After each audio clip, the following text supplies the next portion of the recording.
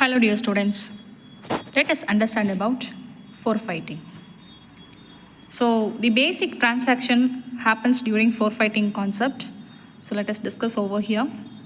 Basically there will be different parties like importer, exporter, primary forfeiter, bank.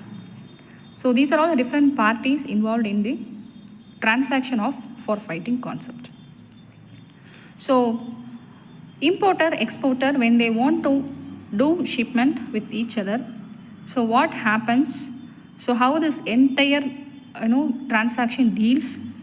Let us discuss. Like first one, so primary forfeiter, where he and the exporter agreed upon a forfeiting agreement. Next is what? Sales contract between exporter and the importer will be done. And next, shipment from importer to exporter. He'll do the shipment process. And next is like, so bank, it issues the guarantee to the importer. And the next process, it is like importer sends documents to the exporter. Next, exporter gives documents to forfeiter. And forfeiter pays cash. Next, it is like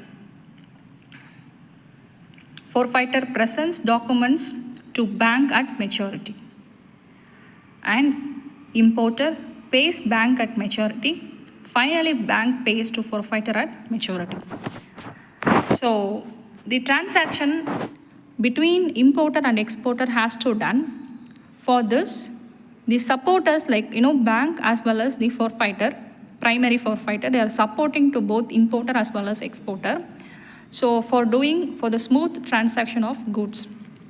See here, forfeiting is a financial agreement commonly used in international trade, right? So it is only used in international trading, where exporters to sell their medium to long-term receivables at a discount to forfeiter. That is what a process, actual process of forfeiting, right? So where often a specialized financial institution, this is nothing but an institution, okay? What it does actually is, it makes an instant cash payment to the exporter.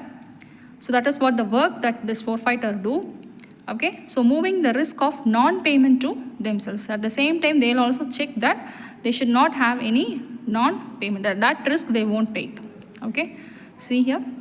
So its definition states that it is a method for international trade, yes, okay, for organizations to get paid rapidly.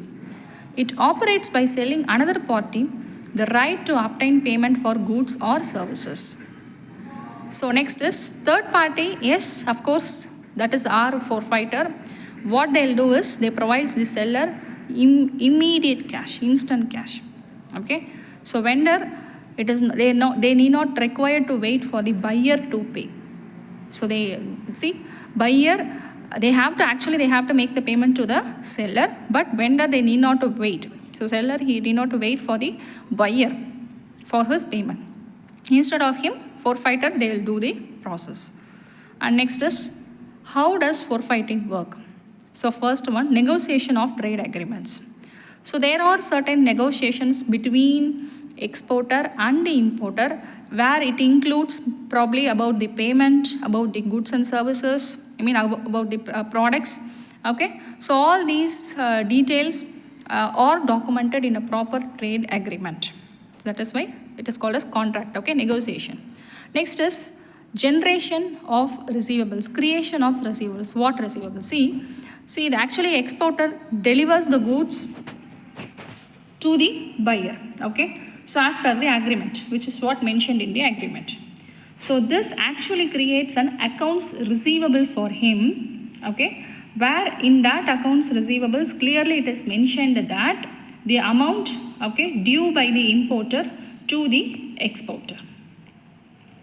Next is request for forfeiting. So forfeiter, he actually requests, okay, such as papers, invoices, bill of lading and other supporting documentations. Evaluation and due diligence, yes, again, it includes discount rates. Is there any discount rates? And, it also deals about the credit worthiness and the overall risk of the transaction. And discounting and purchase of receivables, it is like, no, it includes payment amount, duration, transaction risk. Based on that, discounts will be provided. And risk assumption in the sense, so the entire legal ownership, okay, he actually acquires, the forfeiter actually acquires the legal ownership of this process. Payment collection on the due date, obviously forfeiter is responsible for collecting the payment from the importer. And profit for the forfeiter is obviously he'll be taking the profits, based on the, to enhance here the working capital situation, and profit is actually the, he's taking the credit risk and probably he'll be getting the profits for that. Thank you all.